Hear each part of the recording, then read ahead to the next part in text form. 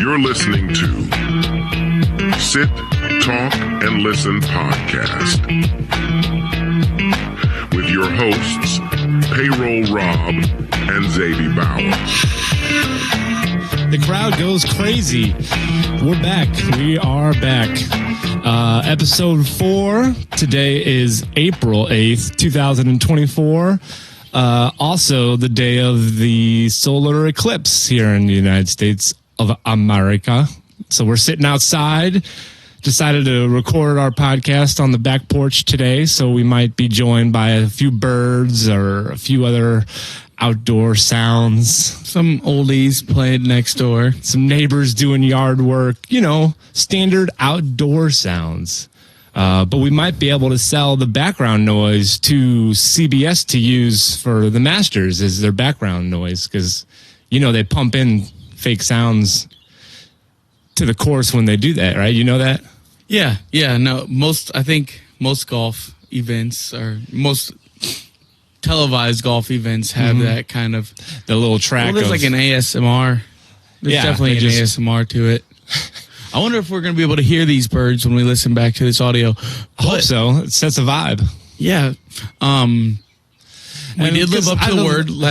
Go ahead. I was still thinking about the Masters and the fact that they pump in the bird sounds because I think it was a few years ago somebody called them out and they were like, "Hey, I hear a certain bird call on your broadcast, and that bird doesn't live in the area of that course." It's like I don't know whether or not to be impressed or like. No, what's wrong with that guy? That dude's lame. If he knows certain bird calls. What does it matter? What's it matter if the noise is pumped in or not? Well, people like to think that they're be giving something that's authentic and real, right? Nobody wants to. They don't want that illusion to be shattered that, now I know that it's fake, right? Like the old shows, they always said this show was filmed in front of a live studio audience. And so you're like, all these people laughing and stuff along with the joke on the sitcom is real. Those are people that are there filming. But then we just find out that they're sliding in that laugh track. Yes, it's the same. It's like 54 or something kind of. There's a set amount of sounds. Like one guy created this laugh track that all these TV shows have used over the years. But did that ruin it? Do you go back and watch Friends and be like, this is... Yes, it's not funny without the laugh track. Even with the laugh track. Well, that's what I'm saying. But does it ruin it for you knowing that it's not like authentic, genuine crowd laughter? Well, I think by that point in the 90s, people started to realize that they were being given, a fake laugh track and an audience track where... earlier sitcoms in the 70s and 80s when they said this is filmed in front of a live TV audience, they just took for granted and assumed that they were getting a live reaction from people and it wasn't just, what a strange thing and concept to like force an audible crowd reaction. It'd be like if there was a scary TV show and they pumped in like, Well, I mean, we kind of do that with movies and TV shows. You're setting people's mood by the music that's playing. You're building up a dramatic scene with some ambient, like anxiety-inducing kind of music, and then there's that. You get the real loud sound when something. Yeah. You're thinking specific melodies, but there's like the loud, like ching, like. Impact noise when somebody gets stabbed, all these different sound effects that we pump into stuff to elicit emotional response.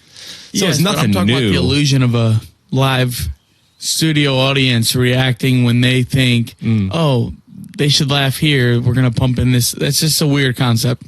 Yeah. I mean, it's definitely, it's a concept that's been used forever, sell people what they want, not what really is happening, It's not about the reality. The Office was probably the first show to start going away from that. They had like huge commercial success. Yeah. And I think, the laugh track's kind of... That's a good point. What about like Arrested Development? They didn't do anything like that. I don't watch it. Oh, well, maybe you should. I've seen it. Yeah, that's a good show. I'd recommend it. The Bluths. Didn't Arrested Development go away and they come back years later? Yeah, it got... by Netflix? Yeah. Yeah, I think it was the earlier seasons and stuff I think were better, but it fits that same kind of humor like The Office and the stuff that I like, that dry comedy. I guess Office was probably one of the first ones that was majorly successful, and then like Parks and Rec followed suit, did the same kind of thing. I think there's still sitcoms that they make today that some do have laugh tracks, like some of those, like the George Lopez type ones. I think we just named 2 shows that are probably been off the air for a while. Well, George Lopez has some show on Peacock now with his daughter or something. And it's like Lopez Reloaded. Sounds horrible. I was never a big George Lopez fan at the beginning. Didn't George Lopez get exposed? Was he canceled? On the trampoline. No, get exposed for like just being a complete joke thief. Oh, maybe. I mean, that's some lame shit, dude. Yeah, you don't want to be a joke thief. It's got to be. Yeah. So when was that? Like how long ago? I don't know. It could be Carlos Mencia, which would. Oh, you just no, that'd be. Why do you think it's Carlos Mencia? It might be George Lopez, but anyways, like you said at the beginning of the show, it is the total eclipse today, and my take on it. Eclipse of the heart. Let me hear that take. It's underwhelming. Well, we're not in totality. Well, we're in St. Louis, Missouri, guys, so we're right on the outside of totality this time. We had, 98% coverage or something, they said. They've been talking about this for 3 months. It's a big deal. A lot of people travel. In totality, like tidal waves and all kinds of crazy ass shit. I don't think anybody was talking about tidal waves. But I'm just saying, like, that's what should happen for the type of buildup this thing has. I think 3 minutes. It's like 0.1% of your day. Yeah, I think we're just, you're thinking about it because we live here, and so it's like it doesn't seem like anything does because we live here. But if you, no other part of the world is having that solar eclipse right now, it's only coming across the United States, I'm pretty sure. So people from all other parts of the world are traveling to United States to be able to view this. That is fucking ridiculous. Not worth it. You can look at it. I'm pretty sure I heard thousands of dollars, probably millions of dollars worth of tourist to see something that lasts for 3 minutes. Yeah, but for some people, it's a once in a money. Let me tell you. It could be once in a lifetime opportunity for some people. But that's what I'm saying. Once in a lifetime opportunity, like that doesn't mean anything. It's like I don't know. It just connects you with the bigger universe. It's cool and it's different, but it's like if I was telling without all this outside buildup, and I didn't know what was happening, and then somebody came up to me and said, like, "Hey, how was your day?" I wouldn't be like, "Oh yeah, for about an hour there, it got a little darker than it usually does." Pretty crazy. Like I wouldn't have thought twice about it. It had a similar feeling to like right before thunderstorms, in my opinion. Now it was cool looking up at the glasses and seeing the moon cover it, but I mean, there's people, like I said, they took vacations. Not worth the squeeze. Like that's insane. They're traveling. I mean, there is traveling. So what was it? I heard Airbnbs. 9 out of every 10 Airbnbs that were booked over the last 3 months were booked in the totality zone. Bro, say you travel. People joke all the time. Oh, this so-and-so, they took a trip to Grand Canyon. They get there. Oh, yeah, look, there it is. At least you can spend the whole freaking day at the Grand Canyon. I mean, you travel, probably overpay for an Airbnb because they're all booked.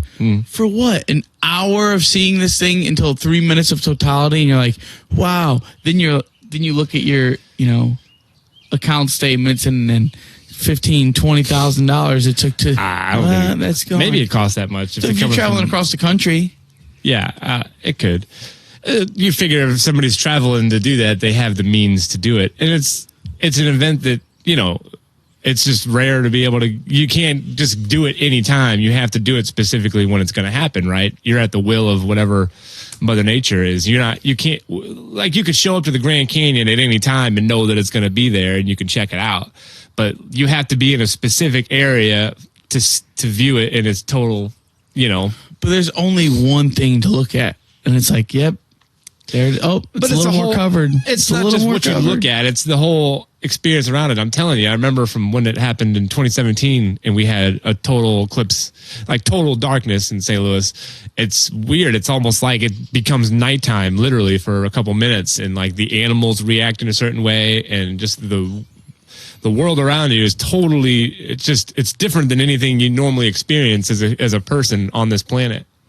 So I do sort of understand people drawn to wanting to experience it. Now, don't get me wrong. I wouldn't spend a dime experiencing it unless I was flush with cash. I would have to, that's what I'm saying. Be pretty well off to go ahead and decide. It's like I participated. It's money not on like I was like, oh, fuck this. I'm not watching it. Like, Well, yeah, because we're here and it's just on our front door, so we're going to experience it. But I'm saying, imagine you're flush with cash. You can travel whenever you want. And you're like, oh, well, maybe this is a good chance for me to go ahead and take that trip to America I've been putting off because I can experience this eclipse at the same time of getting to go on that trip I've always wanted to do. So it's like, if we know that an eclipse is going to go through, let's say, like Italy or something in a bunch of years, and we're like, oh, shit, I'm sitting on more money than I thought I had, and I've been wanting to take that trip to Italy. Might as well line it up to go whenever there's going to be that eclipse, and I can say I was in Italy for the eclipse, right? Like, you could tell your grandkids about it. They don't going to get to experience anything like that. They're going to have to experience their own maybe eclipse in their lifetime, but it won't be exactly the same with what you experienced.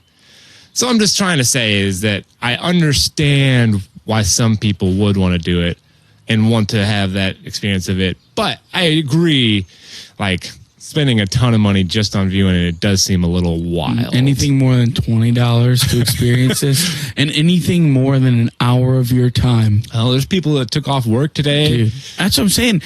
I mean, there's people in St. Louis. The restaurant closed. We were busy in town this weekend because we had people that traveled into St. Louis and stayed the weekend here just to then be able to travel south and be in a total, the totality zone or whatever for today. Why? So Saturday we went to the Botanical Gardens. Shouts out Missouri Botanical Gardens, one of the best gardens in the country, in my opinion. It's free if you're a city or county resident on Saturday mornings and on Wednesday mornings. So there's a little fun fact for everybody. If you're not a city or a county resident, it's not that expensive. It's worth it. So anyway, we go to the Missouri Botanical Gardens Saturday morning. There was people all over. I mean, for just being a regular Saturday and there not being like a special event going on, I couldn't believe how packed it was. I mean, the parking lot was full. There was people walking from blocks away to get in there. And while we were walking around, I heard a lot of people speaking different languages and like people that obviously weren't from St. Louis that were there. So like all those kind of people coming into town. I don't know that they're all here for like solar eclipse stuff, but there's people that speak different languages that live here year round. Sure, I agree. But I'm just using that as an example of like, seems like they might not be from around here. And do you think after that total eclipse, they think to themselves like, wow, I'm glad we did this? Maybe. Like, I want to see. Look, there's people that go to church every Sunday and they say, wow, I'm glad I did this. I know. I think partially people will say that if you have that much time and or money invested into something, you kind of try to trick your brain into thinking it was worth it instead of being honest with yourself. Because I guarantee, no, I don't guarantee, but I'd almost bet I want you to guarantee. No, I guarantee that these people deep down that have traveled, that have never experienced this, and they're seeing all this hype. Oh, they're my pissed. Gosh, we won't have this again for another 7 years. And they're 7 years. No, I think when the time passes, out loud they'll say, "Wow, wasn't that amazing?" But inside they're going to say, "That's it." You said, "That's all." We traveled across the Atlantic Ocean. Paid 4 times to stay in this Airbnb in, Farmington, Missouri. Yeah. Brownsburg, bumfuck, Midwest. They had to deal with some real hicks. And for what? So the next one that's going to cross over the United States after the one we experienced today will be August of 2044. And it's only going to go through Montana, North and South Dakota for that one. Well, I've only experienced it here, so I know where I'll be in 20 years. I'll be in Helena. Helena? What's that? It's Montana's capital. Ooh. How do you know Montana's capital and why? Because it's way more interesting than what I've experienced today. The clip. Okay, can you give me any other fun facts about Helena, capital of Montana? No. Yeah, okay. I didn't think so.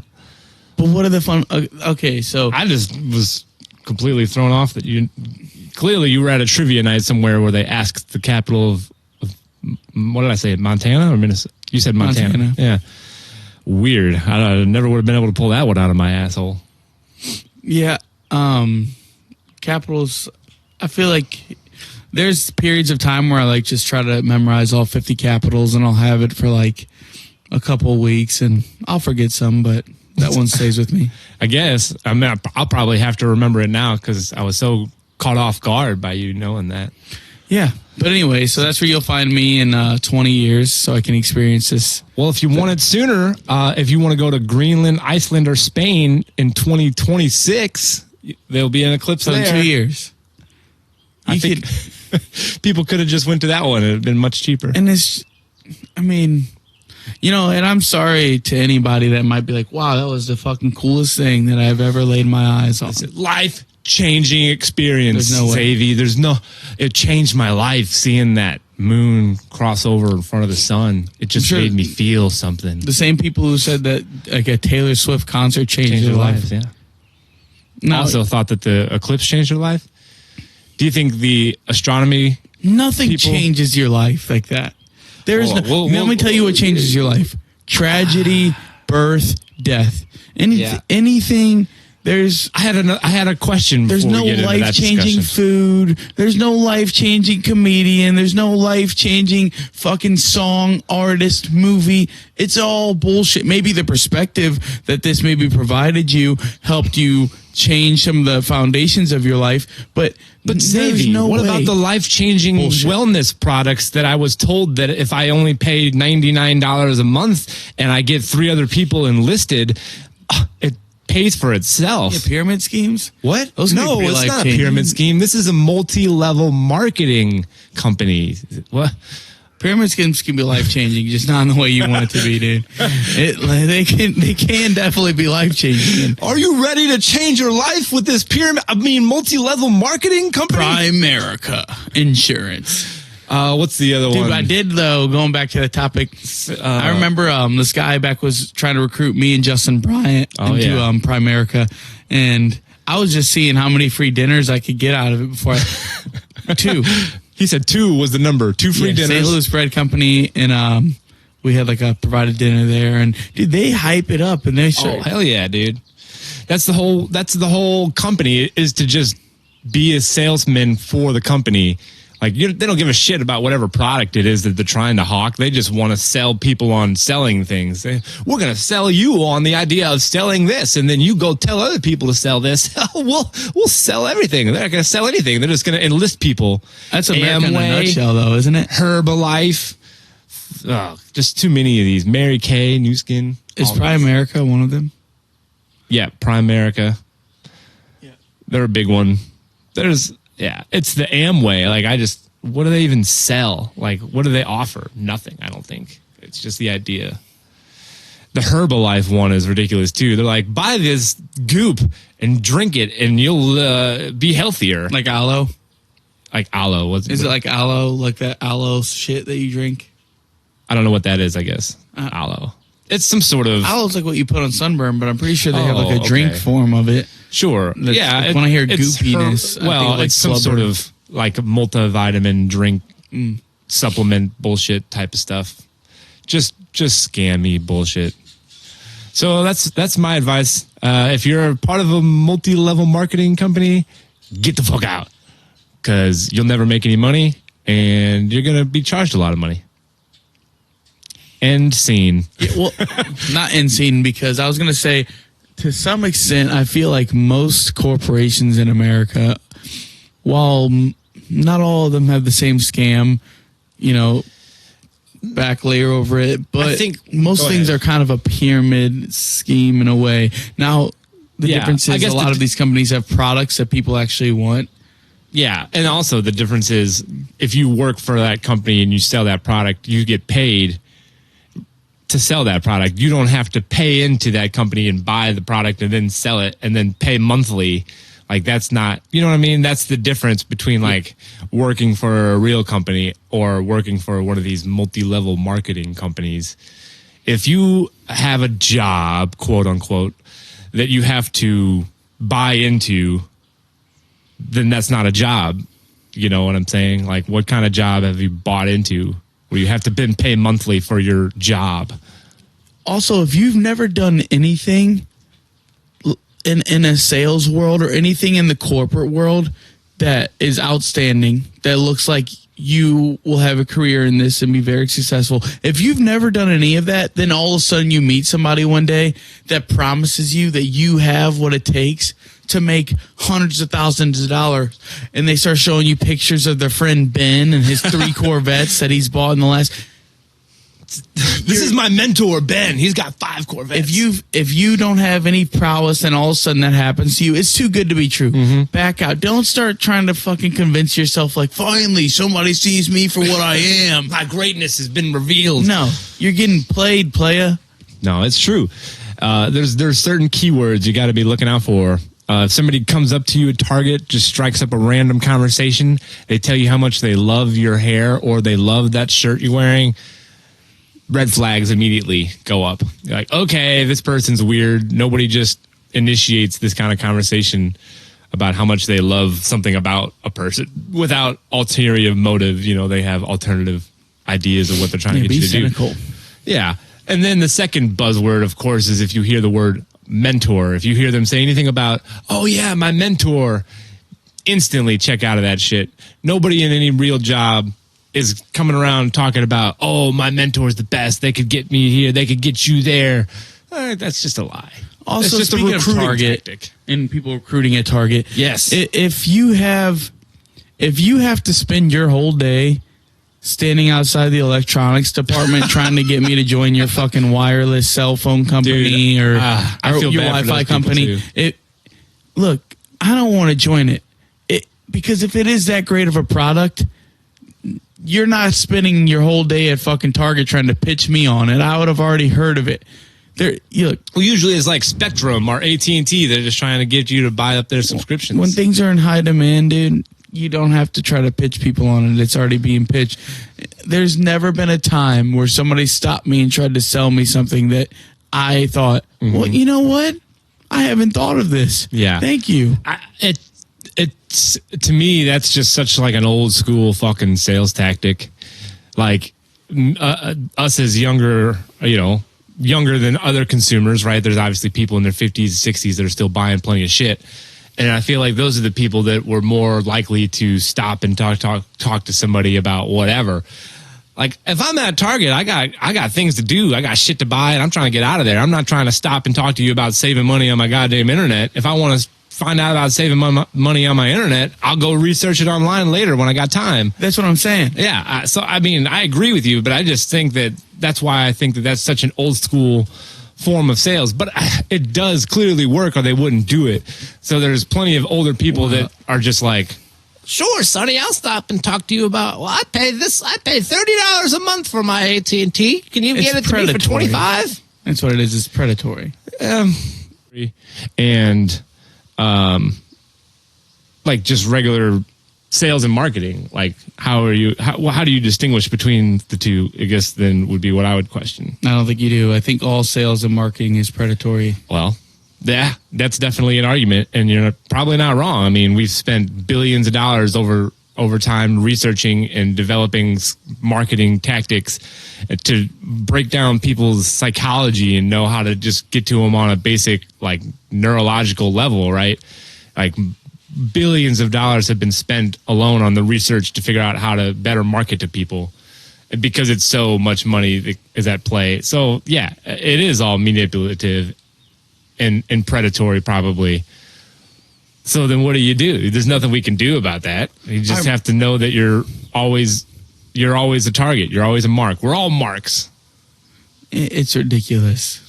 It truly is. Marketing, advertising, it all makes me sick. Yeah.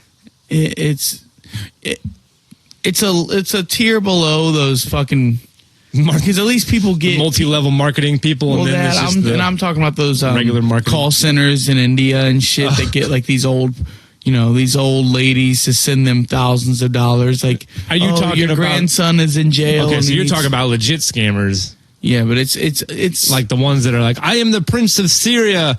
my money has been frozen. I need 10 grand from you, and I will send you back 20 after I get back to my home country. Like those kind of. And they prey on these 75-year-old and older people. Yeah. But what I'm saying is, it's like, just at least when people in normal marketing and advertising that I am claiming is predatory, at least these people are getting a product out of it, and they're not just getting scammed out of their money. That's why.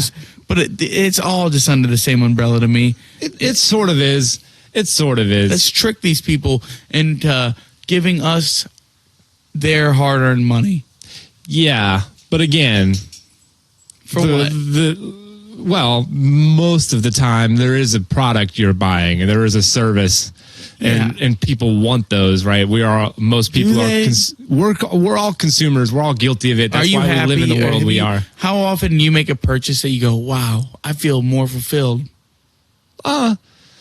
Sometimes. How often? I don't know. It's usually, I mean, every day I buy some food, or every other day I buy some food. I'm pretty happy to be eating that food usually. I'll tell you, I rarely make purchases that make me feel like I'm a step closer to fulfillment. Well, I mean, fulfillment, I guess, in what sense? Like, there's nothing I know. There's nothing that anybody is really going to be able to buy that's going to quote unquote fulfill them. Yeah. But there's things that are going to make everybody. That's what the world we live in, especially in Western civilization, is centered around. To buy things that make you happy. Well, just buy, make money, spend money, make money, spend money. Yeah, that's all it is.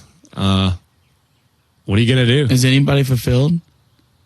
Maybe they're just as, you know what? I think these people that are addicted to working and spending money.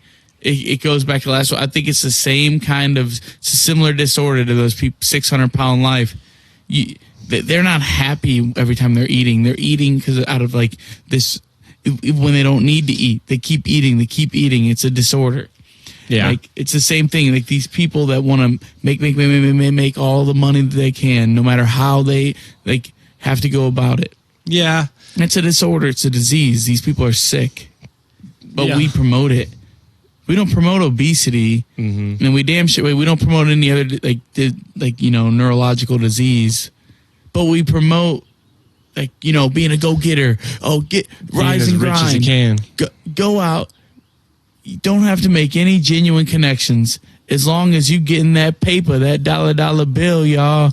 Like, yeah, basically, that's the world in a nutshell right now, right? You're rewarded for how much money you're able to make and how much money you're then able to put into the world, I guess. You're not rewarded for being a good person. So what are you gonna, if you just think about it like that, then what the hell could make you happy? Nothing will make you happy if you just always are thinking about stuff like that. Like, I like to have money to be able to go places and do 100%. Things and hang out with the people I love. Yeah. So like those are experiences and things that like I want to be able to spend money on. Right? And they make my life more fulfilled, I would say. Yeah. Yeah, I could see that. So I don't know. Yeah, maybe. And this, like, I'm having a lot of cynical takes today. Yeah, cynical Mondays. No, in all seriousness, I think it's the eclipse. It's putting you in a mood. Spending money on experiences, which I guess goes against everything I said earlier about this eclipse. I'm just saying, like, there's way better experiences you could pay for than the eclipse. But overall, sure. I mean, I just worked hella last week. I worked so it's not like I'm saying I'm above any of this. I just question at the end of all of it, like, man, am I closer to happiness than when I was before? Yep. I don't know. It's tough to say. I mean, once again, you got to it's all about defining what's happiness, what makes you happy. And if it's being in a comfortable living environment, that you got a comfortable place to go home to and keep your things safe and then sleep comfortably at night, be clean, eat food there, and then be able to be around the people that you really care about. Like, if those are the things that make you happy, then you got to do the things to be able to have those things, I guess. Because what's the alternative? You don't you don't have those things, and then what do you then what's making you happy? Is it just the freedom of having all the time to yourself? Then you're not having to sell yourself to a job, but then you don't have a comfortable place to go home to or whatever.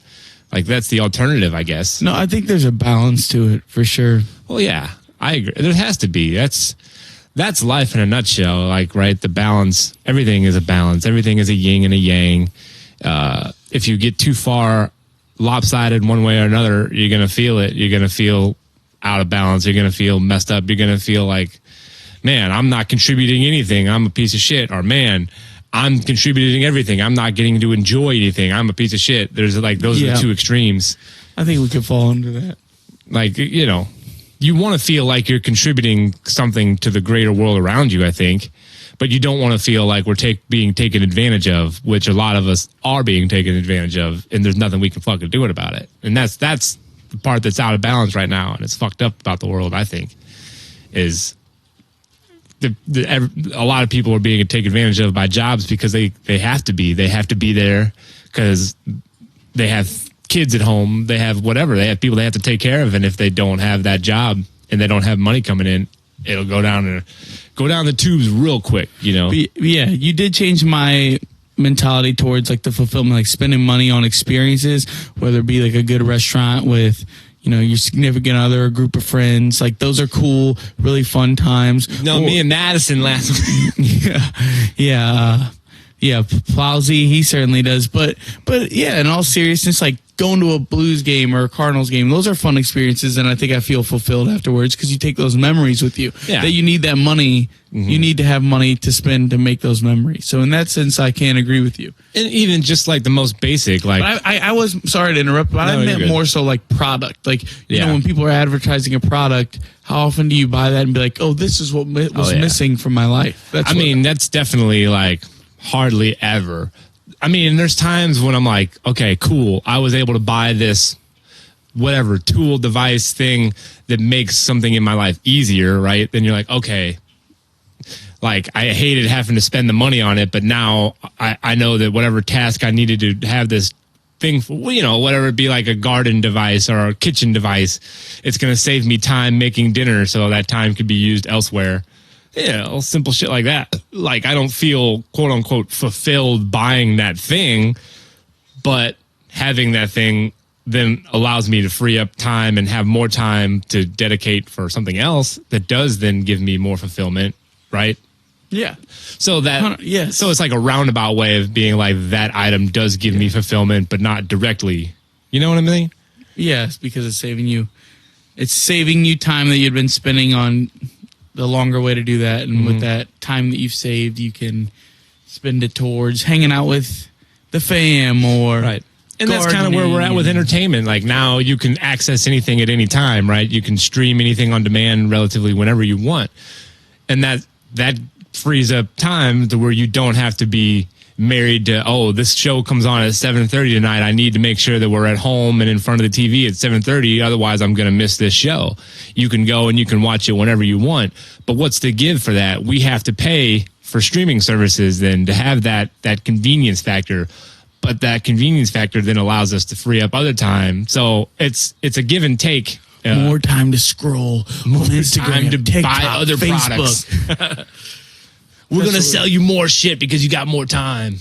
No, but I get it. I agree. It's 100% like predatory and 100% like, just the world that we're in telling us you need the new iPhone or you need the new sneakers, right? Like those societal pressures to like, oh, your shirt's got a hole in it. Why would you keep wearing that shirt? Buy a new shirt.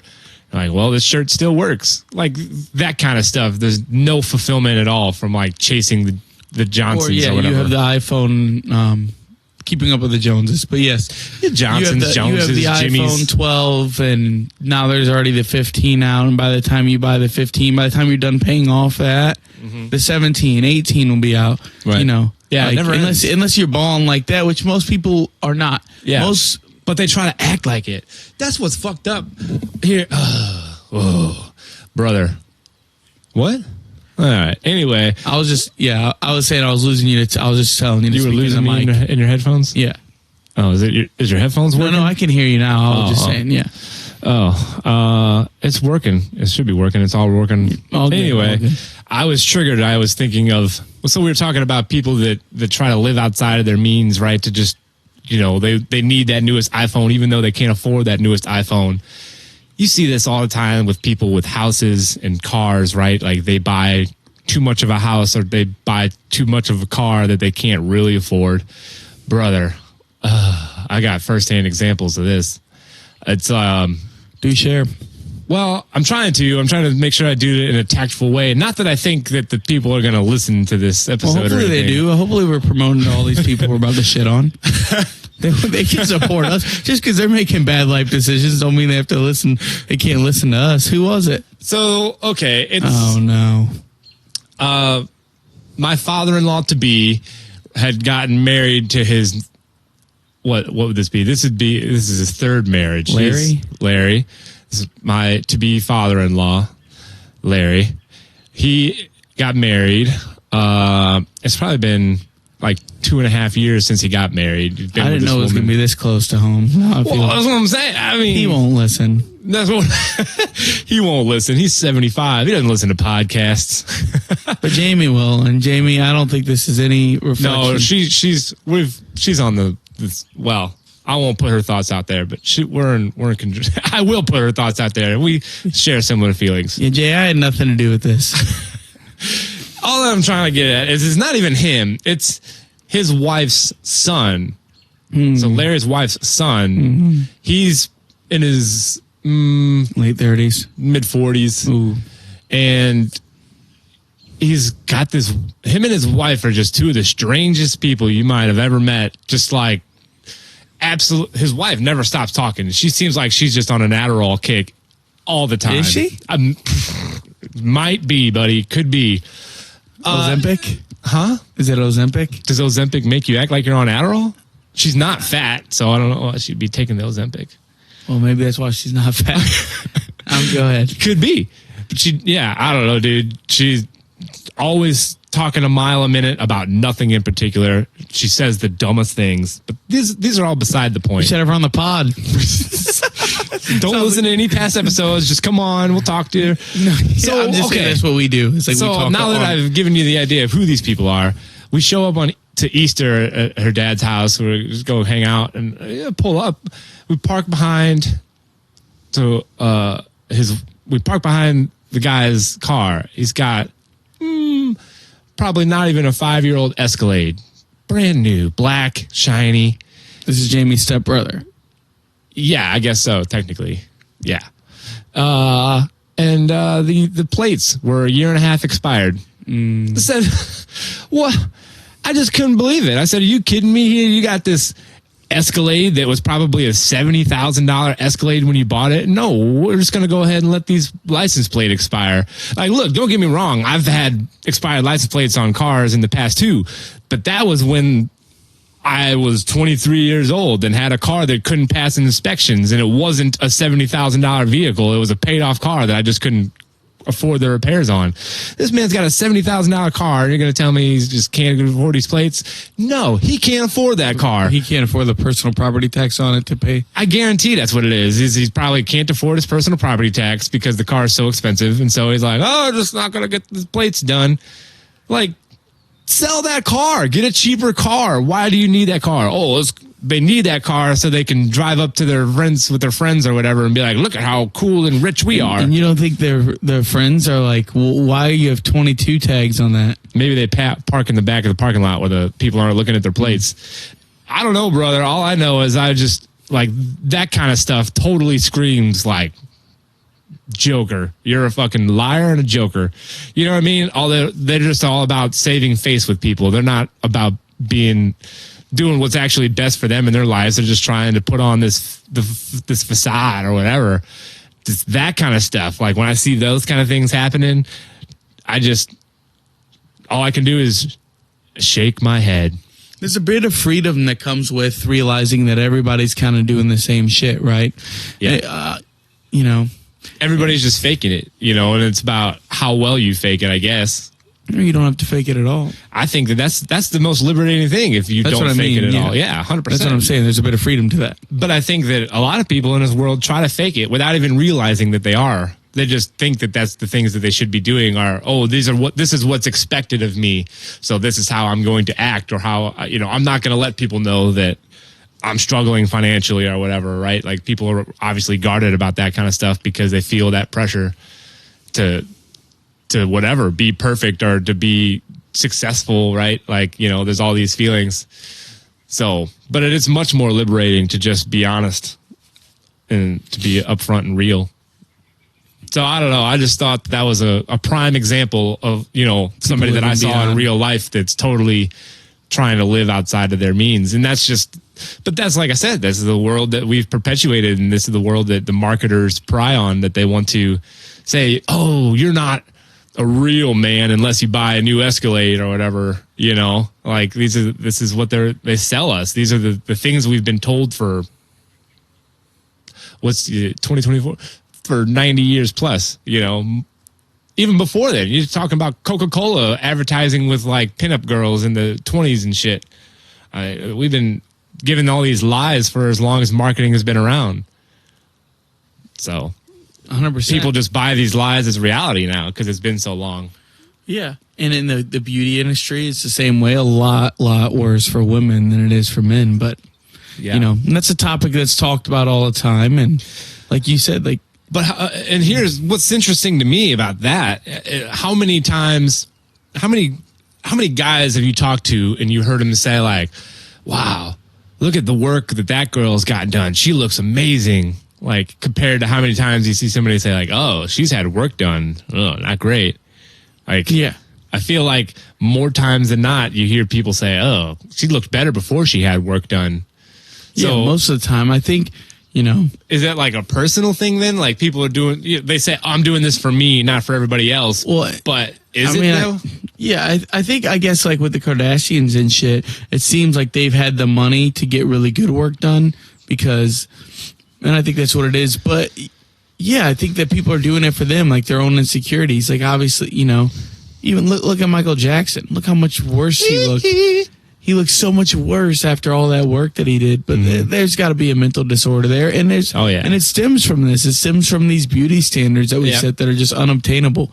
Yeah. Like, Well, because half the time what it is people are comparing themselves to a picture.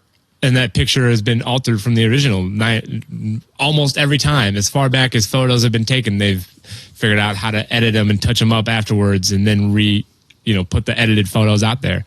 So people see photos in magazines were doctored up forever. And there's a line for sure. I think there's definitely a line between, being healthy, but, there's a lot of unhappiness that comes to maintain, a quote unquote perfect body. Yeah. That some of these women, and there's definitely men too that strive to. Oh yeah. I mean, but like, I feel like it is more common. And who's that? Billy Cristobal? Doesn't he have like the whole face stretched back action? Yeah. I don't know who Billy Cristobal is, but really? It sounds familiar. He's the guy. He's like a game show host or something. Yeah, but maybe it's just Billy Crystal. I don't know. Is it Billy Crystal? Is it Billy Crystal Ball? Yeah, Billy Crystal, American comedian, actor. Yeah, I don't think it's Billy Crystal. I know who Billy Crystal is, but anyway, sorry. A lot of stuff has happened. This has been a busy week in the pop culture world. WrestleMania last night. It was WrestleMania, and you're a big wrestling fan. Yeah, and I did not watch. Well, it's a pay-per-view, isn't it? No, WrestleMania, so it's all a streaming service now. It's all on Peacock. All the pay-per-views and stuff are just if you were just a regular Peacock subscriber, you would... the Peacock Premium, I think it's like $10.99 a month. If you get a Peacock Plus, you get all the wrestling pay-per-views. It used to be like $65, so... I pay like $4.99 for Peacock, just regular Peacock right now. So if you get the Peacock Premium, you'll get that wrestling package. Okay. Well, you know me, I've never watched wrestling. Or you might get it now, but you have to watch it with commercials. And by God, who wants to watch commercials in 2024? No, yeah.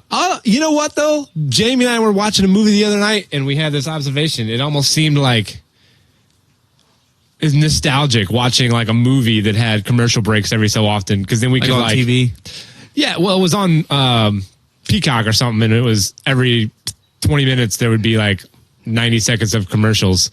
And it wasn't bad because it gave us like a minute to decompress and like catch up on what was going on in the movie. We were watching like The Equalizer or something, with Denzel.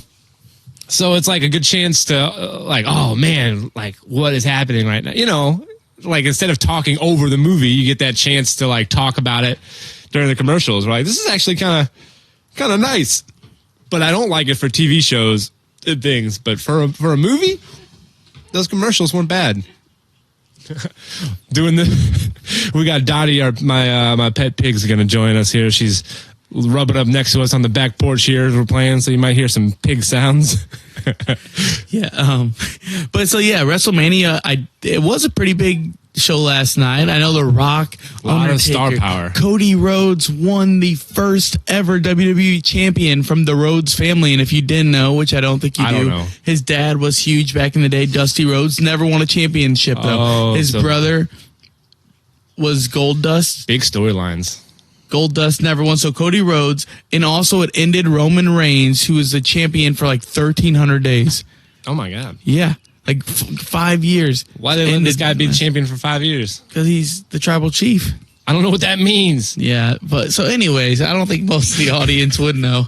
But yeah, so WrestleMania was huge, but... So they decided to play real hard on the nostalgia this year. They brought a lot of old guys back, and they gave this guy the championship. His dad in the storyline. Yeah. Well, they write the storylines. Well, Cody Rhodes is... Have you heard of AEW? That's like the... Wrestling on TNT league? And shit? No. Oh, just a secondary... Yeah, but it's gotten pretty big. It's on TNT. So Cody Rhodes left WWE and helped basically form AEW. Now, I mean, he wasn't an owner, but he was like the front man for it, and like really was he helped with a lot of the creative shit. Yeah, that's Cody Rhodes. Okay, and he helped AEW came up and it started competing. Like they took a lot of wrestlers from WWE and they were competing with them. So it's like a live PGA kind of situation. Yeah, but not from Saudi money. Like this is just like a competitor league. Yeah, it's so Khan, the owner for the Jaguars, Shaka Khan, his son. Yeah, not Shaka Khan. Is it? Whoever is Shaka Khan? No, I don't think that. But anyway, Shaka Khan might be the Khan, the owner for the Jacksonville Jaguars. Genghis Khan. It's not Genghis Khan. But his son is the one who bought AEW. Cody Rhodes was like the creative lead on most of it. Yeah. Built this whole thing up, but then Cody left AEW to go back to WWE. And how long has he been back at the WWE? Like 2 years. Ooh. So they've been building this storyline for like 2 years. Like year and a half, yeah. And so he comes back, and The Rock a couple months ago, and I know we've probably lost everybody at this point. Look, clearly there's wrestling fans out there. I feel like there's been a wrestling resurgence in the last 5 years. So yeah, so The Rock, he was going to come back and face Roman Reigns, who they're from like the same Samoan family tree, like descent, and the crowd gave huge pushback because Cody was getting this huge push and everybody thought Cody was going to get to face Roman Reigns. So when The Rock came back, he got booed. And it's like, Rock never gets booed when he comes back. So it's like, caught him off guard, obviously caught WWE creative off guard. They switched all courses, turned The Rock into a bad guy. Yeah. And push his heel turn. There you go. You know some of the lingo. Heel turn with The Rock. He teams up with his, Samoan family and Roman Reigns, and night one of WrestleMania, they tag team it. They go against night one. How many nights of WrestleMania? Oh my gosh! So they tag team it. Anyway, night two, Roman Reigns, Cody Rhodes, total eclipse, and the champions. And Cody Rhodes won. And I didn't watch this, but I've read about it. Who got rock bottomed? I saw that happen. That was great. Yeah. Who did? Who was that? Who got rock bottomed? The Rock, I think, got rock bottom. What? No, Roman Reigns. Reigns. I know you said you didn't watch it, so yeah, but I just saw a clip of somebody getting rock bottomed. And I said, The Rock is back. Undertaker came out there.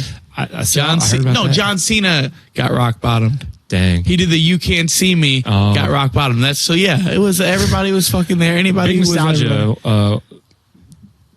Night for the WWE. And not even I think was the biggest pop culture thing going on yesterday because Iowa played South Carolina in the women's final. I did watch that. And I was locked in. That's what I was, bro.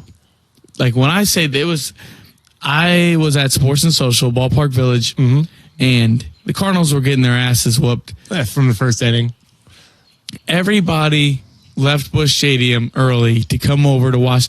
And I'm saying, like, dude, there was at least 30, 40 people wearing Caitlin Clark shirts. Yeah. Wow. Almost a whole. And I was kind of pulling for Iowa until the game started, and everybody oohing and on. And the contrarian in me was like, okay, every single person pulling for Iowa. Yeah. I was in that same, like, I wanted Iowa to win because we have connections. Our old friend, Coach Bolger. Yeah, I didn't text him. He's from Iowa, big Hawkeye fan. Him and his son were at the game. So Did you text him? No, Facebook friends. So I saw he made a post. They were at the game? That's awesome. So I saw that he had made a post about him being there and his son being, real big into because they had went to a game earlier this year, at Iowa, right? Because they live out there. And he was like really a fan of it, his son, I guess. And so they've been going to some games. So they got down in the front. Dude, it was the biggest sporting event by far. I think we talked about it last week a little bit, but I think even since then, like the popularity keeps climbing and climbing. I mean, I watched UConn, Iowa. I was interested in that. I was interested in like basically every Final Four, even Elite Eight game. Yeah. I know more of the women's players than I do men these days. Yeah. I wonder, I don't disagree with you. And I think maybe I had mentioned it when we were talking about it before, but to me, I think it's just because of like the accessibility of the game feels more in line with like what the style of the women's game is nowadays, is more in line with how the average player feels like they play the game of basketball. It's about, cutting and passing and, getting those open looks at the lane. It's a lot less like shooting from downtown and getting in for the dunk. Like a lot of the NBA action has become, right? It's not so much of the making set plays. It's like one guy, let's give him an ISO and let him have an open whatever to do, whatever they want to do. And the rest of us are just going to stand out and create room or whatever. No, you see the women's game where they're actually doing, design plays to get somebody open and then cutting into the basket. It feels more like basketball than how the men's game even feels today. Like the men's game feels more separated from what basketball, the sport was, I guess. I don't know. I'm trying to figure out why I do enjoy watching the women's game right now more than the men's. I'm just trying to figure that out. Well, I think maybe part of it is that like it's not just, the most. Yeah, I don't know, but I do think what started all the eyes getting on it, maybe the enjoyable part is something I haven't thought about, but getting the eyes on it, like last year, I think with every, Angel Reese also played a huge part into all this because of the whole storyline with her and love and hate her antics. Her antics in that championship game brought a lot of eyes to it, and a lot of people were talking about, oh, look at Caitlin Clark fell at LSU. Angel Reese is going around pointing at her ring finger while the rest of her team's celebrating. I mean, that was huge storylines going up into the Elite Eight this year, where LSU played Iowa again. Angel Reese puts the crown on her chair before the game started. And I liked Angel Reese prior to all this. I do think that she wasn't very humble in her defeat. She said she's not going to make any excuses and then started immediately making excuses, which, gosh, like you just got to take the L. Yeah. You have to. But anyways, I just think it's super cool what's happening. Like the women's average Final Four ticket was 2 times what the men's was. Like, yeah, I mean, I'm about it. Yeah, it's awesome. I think it's great that anything that's getting a good product out there is getting recognized. I think that's always been the question, and the pushback before was like, well, why would I spend time watching it if it doesn't entertain me the same as like whatever, the men's version or whatever. But now it's at a point where I can watch it and be just as entertained, if not more entertained with the game. I agree. Was that the same when I watched a women's game 10 years ago? I don't feel like it was. I think that they're playing differently. I think that they're playing the game, but they're playing it with more of speed, like with their set plays and going to the hoop than they were before. And then, like, it's not all mid-range shots. You know, you saw a ton of mid-range shots in the women's game previously, like, you know, go to the top of the key and then just hit that elbow shot. Like, that was common practice before, and, like, that wasn't as exciting.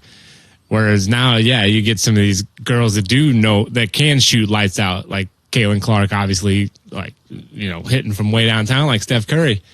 Like, that makes the game exciting. You know, you get a handful of 3 points, that could change the momentum of a game real quick.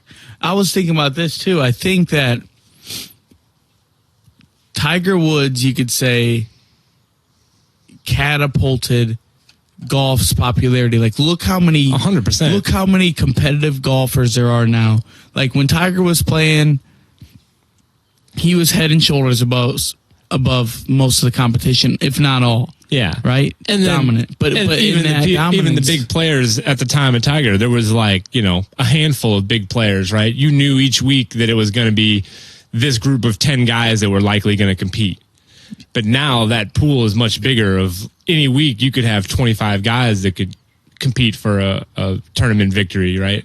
100%. And so what I'm getting at is, I think that this Caitlin Clark, this huge, what would you say? It's almost like I'd like to see in 20 years, like, the exploding of women's talent in basketball. Not that there's already several women's basketball players that are talented, but I think, like, with how marketable this has been, like, the household names are going to become more and more that you hear. Like, I just think that this has definitely catapulted women's basketball, rightfully so, into popularity similar to what Tiger did for golf. I would agree, and I think we're going to see that in the next 5 to 10 years. You're going to see that the talent level of the girls that are playing is going to be higher than ever, just because there's probably more girls starting to play basketball and get into it even more seriously than they maybe were at first, because they're like, oh wow, look at what's happening right now. So they're digging in more and practicing more, because they're seeing that the work that these girls that are at the height of the game, the Caitlin Clarks, the Angel Reeses, they're seeing the success that they're having, and they're like, man, they're great. Like, what did they do? And then they know what the work that they have to put in is going to be. So we're going to see that play out in 5 and 10 years probably from now, that we're just going to have an insane amount of talent coming through the women's game. Which, yes, and I've seen that no WNBA team has been profitable to this point. I think that that's going to start to change. I think that you're going to start to see WNBA become more of a, you know. I mean, we'll see. I hope so. They've definitely been trying to make it, you know, more popular for like a good 5 to 7 years. And so it's paying off finally, because there's some real talented players that are coming along. Not to say that there wasn't before, you know, but there's more eyes on it now. Yes. So if anything, now is the time that they got to capitalize on it as she comes into the league. You have to. You know, and because not only that, there's several other players joining the league. You know, Angel Reese is joining the league. Mm-hmm. That girl in South Carolina that center last night, she's going to Camilla. Dominant. There was nothing that they could do about that girl. I was watching that game. I said, another offensive board. Another offensive board. Yeah, so she's going to league next year. So this is definitely a perfect time, like you were saying, to like just capitalize. It. I mean, like, ESPN's make a big deal about the WNBA ESPN's draft. Been marketing the shit out of the WA for the last, like I said, 5 years. You can't turn it on anytime in the summer without seeing a commercial. WNBA game tonight. The Sparks it was always the Sparks, right? It's always the Sparks playing somebody. Yeah, that might be true, or it could just be like the name that you remember, so it seems like every time. No, it was always them. The Sparks versus. I'm trying to even think of another WNBA team right now. This is the Fever, the Indiana Fever. There you go. Shouts out to our Indianapolis contingency. Well, they're getting Caitlin Clark next year. That's good. Hey, you know what? And they had the first overall pick the year before, Aaliyah Boston. I'll say it now. I'd be willing to make a trip to Indiana for a WNBA game. We're going to. We should. I'd be more interested to see that than a Pacers game, because I don't know. Unless the Pacers were playing like, you know, a team that has a star like Jason Tatum or something, I'd go see that. But the Pacers don't excite me otherwise. Halliburton, but is that a Pacers player? Yeah. Anyways, I think so. We've drained out enough. So yeah, another thing. Well, obviously baseball started this week. That is awesome, but we kind of covered baseball starting last week. Yeah, we had the home opener here in St. Louis this week. Good time Fun. for everybody to get together and finger pop each other's assholes about old times and whatnot. But speaking about finger popping each other's assholes, Kendrick and J. Cole. Beef. But J. Cole, well, the latest today, since we've talked, have you seen today? I just saw like a headline saying like J. Cole is upset that he had to diss Kendrick or something. I don't know. J. Cole said he's ashamed. He feels he's sad that he did. He wants to take his diss down. He feels so much shame. He encouraged the crowd to show Kendrick love, which is like, I don't know. You can't play both sides of the fence, J. Cole. So the whole thing's kind of wild to me because, first of all, I mean, he's not wrong. That's probably why he's angry at himself, because he's like, dang, I did get him. I did call him out for not releasing his music, hardly it ever. But some of the things he said were just not true, though. And I love J. Cole. He's my favorite rapper. I'd have to like sit down and look at it again to like pick out the things that weren't true. He said his last album was tragic. You don't have to like Mr. Morale and the Big Steppers, but tragic? I did like it a lot. Yeah. But the critical reception of the album wasn't amazing, right? Like the mainstream reception of the album wasn't. So he's just, perpetuating that mainstream view of Kendrick's last album. That's all. And I just thought some of it was... know that there's people that are going to listen to it and be like, yeah, that was trash. You right, J. Cole. Yeah, but I looked at the monthly Spotify listeners, at least. Kendrick still has 60 million monthly listeners. And J. Cole, I think, was in the 40 millions. So just for J. Cole to say he's still doing shows but fell off like The Simpsons, I don't know if you'd call 60 million monthly listeners falling off. Yeah. Yeah, no, I'd agree. But look at me wrong. I'm a big fan of both those guys, so I'm not here to pick sides by any means. Do you think the beef could have been good, though? Do you think it could have been? Yeah, it could have brought the best out of both of them. Yeah, it's so like as long as they just keep it in the raps, it doesn't need to be this whole Tupac Biggie type of beef, right? Like, doesn't need to actually be some fake spill out in the street gangster shit. Yeah. Well, so that's all I had on that. I wanted to bring that up. I mean, it was relative. People were going rap around. Heads are talking about it. The hip hop heads. Could you imagine when's the last time we had a good beef in rock world? There was Kurt Cobain versus Axl Rose. That was some beef back in the day. No, there was some Oasis versus Oasis, the two brothers of that. No, but Oasis versus Dude, it was that big woohoo! Oh, Blur? Yeah. I didn't realize that there was beef there. Yeah. I guess that makes sense. So there's a big beef between Oasis and Blur. So I'm saying, when's the last rock beef? We need a good rock beef. Would you say rock is pop culturally relevant enough to have a beef?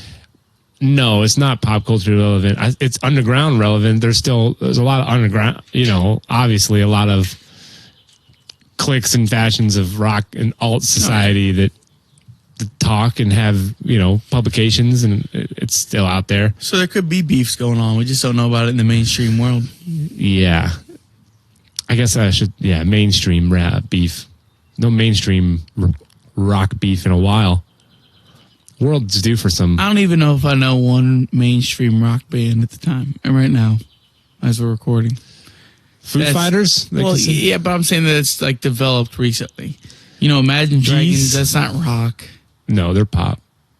And they're hardly even recent. They played a concert. Mizzou brought Imagine Dragons in to play a homecoming concert in 2012 when I was there. They played a concert for free. Well, free to us. So they reached pretty high levels of commercial success after that. Yeah. That was when they were first becoming popular. They had that Radioactive song, right? Radioactive, radioactive. That was it. That was their only hit at the time. But Mizzou brought them in to play a show for all the students, on the street in front of the students. They went on to do a song with the aforementioned Kung Fu Kenny. Kung Fu Kenny, yeah. Yeah. I'm not an Imagine Dragons fan. I like Geese. That's a newer band that was recommended to me. They're definitely, I wouldn't say they're by any means popular on any sort of major, they're popular enough to be a major band and have a career off it and tour and play mid-sized venues, but they're, you know, by no means a band that people know because they hear them on the radio or anything. I haven't listened to like rock radio in years, so I couldn't even tell you the bands that are being played on the radio these days. There's a band called Bad Omens or something that you hear about. I don't know. I feel like for any rock album to go for any rock band to reach levels of mainstream success, they kind of have to water themselves down and become pop in today's age. You know? Yeah. Gone is the days of. It's like rock has become that underground again. You know, what it kind of was when it was starting out. Before the Rolling Stones. Yeah. Maybe not so much the Rolling Stones, but yeah, could be, I guess. Looked at that. And then like when rap first came around, you know, that was underground. So we're like rock has reverted back to what rap used to be. Rap kind of like rap. There's no mainstream rap really anymore either. That's kind of, everything's kind of like just jumbled together as pop. Poppy, yeah. Country pop, rap pop, rock pop. So, yeah, I mean, that was kind of the topics that I wanted to discuss that happened this week. I feel like it's been a lot of things. Lots of things happening, and, you know. We covered WrestleMania. We want to talk about things coming. We got the Masters this week. Excited about the little Masties action. Tiger's performing, but I'd love nothing more than to see Tiger in it on Sunday, but we'll see. Always, every time he's in the field, I just want to see him on Sunday. What are the odds for him to even make the cut? Oh, I'm sure it's not great. Yeah. I'm sure it's not great. It's got to be. Scotty Scheffler. That is my That's pick. your guy? I just think he's going to win. Like, that's the guy you think is going to win it this go around? Yeah, but it's not like he's not so dominant that you're going to be like, is it Scotty versus the field? You'll take the field. But do you remember it used to be a legit argument, Tiger Woods versus the field? And you'd be like, I'm taking Tiger. So, I guess it's like 160 to 1 odds. Maybe that's just the win. So I guess was cut it those. Plus 160? No, it was plus 1,000 to win. But this is just CBS Sports has it. It says 60 to 1 is all it says. 60 to 1? Yeah. And I think that's. I bet that's going to be a really common bet. Not to hit the cut line. $10 to win 600. Like I said, I think that's for the win, not for the cut line. Yeah, no, but that dude, you know how common of a bet that's going to be just because people want to root for that. Oh, yeah. I'll throw $10 on Tiger to win 600. We're all marks. I'll throw $10 on Tiger to win 600. Yeah, don't get me wrong. I am a Tiger fan. Would love to see him win. So, if I'm picking Scotty, who are you picking?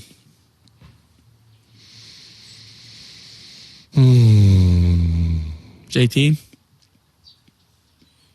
No. Is DeChambeau playing? Bryson? I'd imagine. Let's just give him a shot. I like him sometimes. I know people don't like him, but I like him because of that. He's like a heel. He's the villain. He's a villain type. So I'd like to see him win. All right. So Scotty Scheffler and Bryson DeChambeau. That will be starting on Thursday. Yep. They do that par 3 on the Wednesday. I always find that pretty entertaining. They get their family or their kids or whoever out there caddying for them. That's cool. What do you think of the caddy jumpsuits they got to wear at Augusta? They got to wear those white caddy suits. Yeah, it seems like they're all kind of escaped an insane asylum and made it there to caddy. They said, no, that person's just carrying the clubs. Make them wear a jumpsuit. They can't be wearing street clothes. There's a lot of weird traditions there. Yeah, I know. There's a certain sandwich that's really popular at the Masters. Isn't it just like a pulled pork sandwich or like a chicken salad sandwich or something? You could probably Google it. Yeah, I think it was like a chicken salad sandwich or something like weird like that. Like totally white people food. You know what I'm saying? It wasn't, which is surprising for such a event that doesn't really surround white people. Yeah, those whites in golf never get along. The whites don't even have the best golfer of all time. I'm sure it kills a lot of people out there. That's funny. Oh, the pimento cheese sandwich. Yes. Once again, white people. Food. Even whiter than chicken salad. How does it get whiter than chicken salad? Fucking pimento cheese.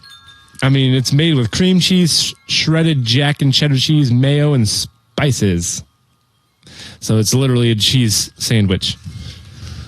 Yes. Like they're selling these. That's so funny. I don't know. I'd love to go to the Masters one day. It's on my bucket list of sporting events, I'd say. To play or watch? What do you think? To watch? I mean, don't get me wrong. Like, the opportunity to play on Augusta. Dream would be to play there. Well, I have realistic dreams. You know what I'm saying? Like, my realistic dream to at least get on the course to watch sometime. The idea of even being able to swing a golf course on those grounds is way unheard of for me at this point in my life. Unless I start making some famous friends, no way. And I don't even think then. I think there's like different levels. Like you have to be you got to be AA list. You know, friends with Condoleezza Rice type people. Condoleezza Rice is your go-to for AA list? Well, I just remember her because she was the first woman member allowed at Augusta. That's why I just remember her. Oh, okay. I was like, you said AA list. I said she'll get me in, you know. Condoleezza. I was like, I don't even know if Jerry Rice could get on those courses. No, it's exclusive. So you got to be either a former winner or like Condoleezza Rice, or like a tied-in politician. You know, you can't even be like a celebrity. Probably you got to be like a powerful person. Is Condoleezza Rice still allowed there? Like she's a member. She's not even fucking relevant anymore. Well, once you become a member, I think you can be a member for life unless they revoke you for some reason. Oh, you're not influential enough anymore. You're not powerful in the world enough. You can't be a member here. Is that the rules? I don't know. We gave your spot to Dan Schneider. Fuck that. That wouldn't be good. So let's see. Is there, in conclusion, to wrap up anything here? In conclusion, sorry about, I was a little cynical today on some topics and wondering why people could enjoy the eclipse. He said, this is bullshit. Well, I still stand by that. So not enjoy the eclipse, but traveling and spending lots of money on the eclipse. But none of that. We won't go back down that rabbit hole. I gotta go back down that road. No, we did. We finally recorded 2 weeks in a row. Yep, we're getting on a little bit of regular schedule. Like I said last week, we went from a month to 2 weeks to a week. Yeah, so we're doing good. We're gonna build up the fans here. Now we have personal connections with Hubbard Radio and Tommy Mattern. It's only a matter of time before we take this mainstream. He's probably tuning in right now. I don't know why he wouldn't be. And I'm even more shocked if he didn't make it all 60-something minutes into this episode. Is that how far? 72 minutes. 72? This is probably our longest episode. No, our first one ended up being like an hour and a half. So we're at like an hour and 12 minutes or so right now. What time is it? 3:15? 3:24. So I think with that, it feels like a good place to put a bow on it. Yeah, what do you say? I think so. I think we covered a lot. Feels good. I feel like this definitely was a step up from last week, in my opinion. Yeah, we were able to talk a little bit more in detail about the things we brought up because had a little bit more ideas about the things we brought up, not just throwing the headlines out there. Absolutely. This time it was throwing the headlines out there and having a little bit of conversation about them. Yeah, I think I knew a little more about each one of these. I mean, we both actually watched Iowa, South Carolina. Mm-hmm. So next week, I guess we can, talk about little Masters, the Final Four championship tonight. The men's Final Four, yeah. Which UConn is doing crazy things. So that's exciting. I'm looking forward to it. And well, I'll have to bring to you on that one. I probably won't tune in for that one tonight. In all honesty, doesn't get my juices going. Yeah, I probably won't be either. You can see the highlights. Well, somebody's got to give us the recap on it. Well, we'll talk next week. I think the green daffodils will be sprouting up in Arkansas for the first time in 18 years. So some people from Israel are going to be staying down there at the Airbnbs trying to pick some of them.